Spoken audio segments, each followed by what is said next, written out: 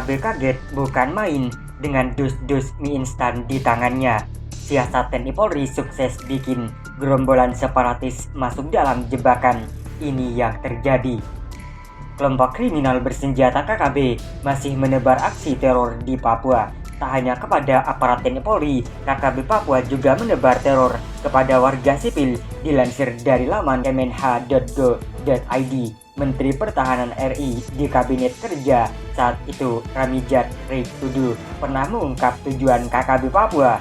Menurutnya, KKB merupakan kelompok yang ingin Papua melepaskan diri dari NKRI.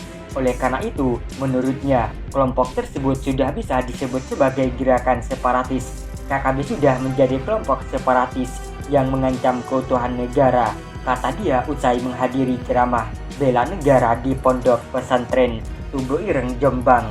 Untuk mewujudkan keinginan KKB tentu membutuhkan pasokan logistik. Dilansir dari Pos Kupang, KKB tak segan-segan menyerang warga sipil demi mendapatkan pasokan logistik, sebagaimana hal dalam sebuah video yang viral di media sosial. Dalam video tersebut terungkap bahwa demi memenuhi kebutuhan hidup di tengah hutan, KKB nekat masuk kampung. Tapi untuk mengelabui warga, anggota KKB tersebut terlebih dahulu meninggalkan atribut perangnya di dalam hutan. Awalnya anggota KKB itu berpura-pura meminta minum kepada warga. Ia tak menyadari kalau yang ditanganinya adalah rumah kepala kampung.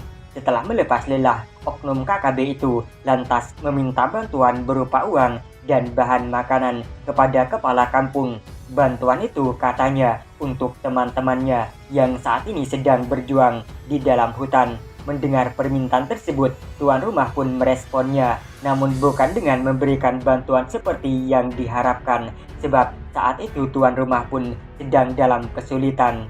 Mendengar jawaban itu, utusan KKB tersebut langsung pamit. Ia tak meninggalkan satu pesan pun kepada kepala kampung.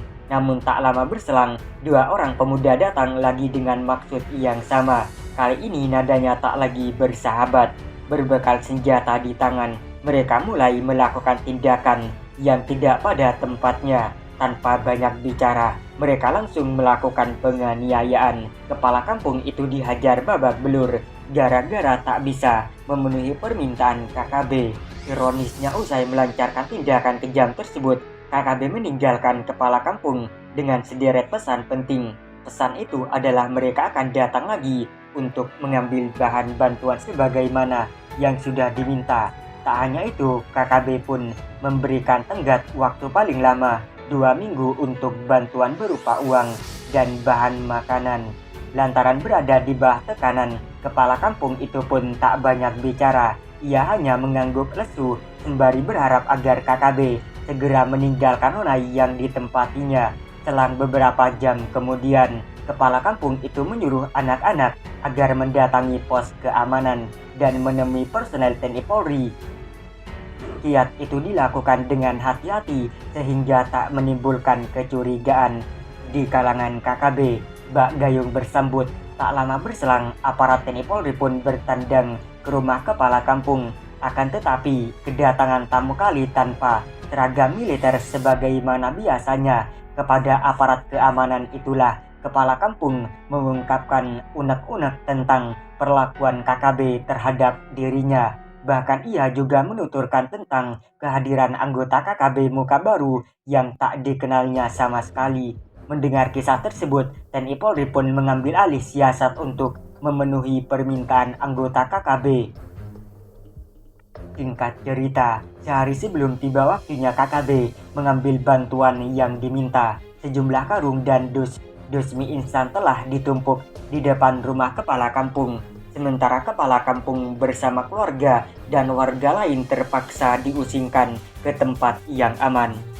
Hal itu untuk menghindari kemungkinan terjadi kontak tembak antara TNI Polri dan para predator lainnya, kebanggaan KKB. Sementara pada rumah warga yang kosong, akan tetapi para prajurit TNI Polri, hal tersebut untuk menghindari kemungkinan KKB melampiaskan emosi dengan mencari sang kepala kampung ke rumah warga. Benar saja, ketika hari yang dinantikan itu tiba, dari kejauhan terlihat beberapa pemuda melangkah tergesa-gesa menuju rumah kepala kampung.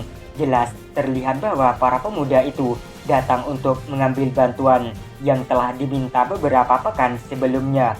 Apalagi terlihat dari jauh ada tumpukan beberapa karung dan dus-dus mie instan di depan rumah. Padahal karung dan dus-dus mie instan yang diletakkan di depan rumah kepala kampung sesungguhnya bukan berisi beras dan mie instan sebagaimana yang dibutuhkan.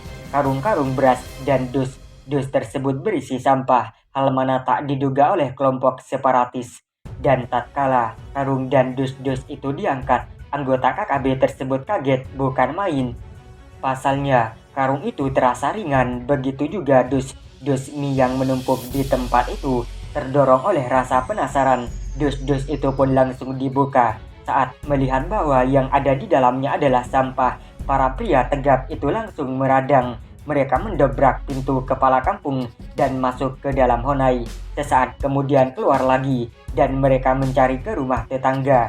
Sementara pada saat yang sama, pria tersebut meniup peluit sebagai isyarat pada teman-temannya agar segera ke Honai kepala kampung. Rupanya siasat yang dilakukan TNI Polri itu sangat jitu karena terbukti satu persatu KKB mendatangi Honai kepala kampung. Tak dinyana, sikap agresif KKB tersebut berujung duka sebab KKB muka baru itu bakal tamat riwayatnya di tempat tersebut. Dari video yang viral terungkap bahwa maut yang datang menjemput KKB itu bukan dengan senjata api sebagaimana yang terjadi selama ini. Anggota baru KKB itu diberi pelajaran dengan cara-cara yang tak biasa. Mereka diperlakukan seperti apa yang dilakukan terhadap kepala kampung. Anggota kelompok bersenjata itu dihajar terlebih dahulu baru akhirnya dikirim ke alam baka.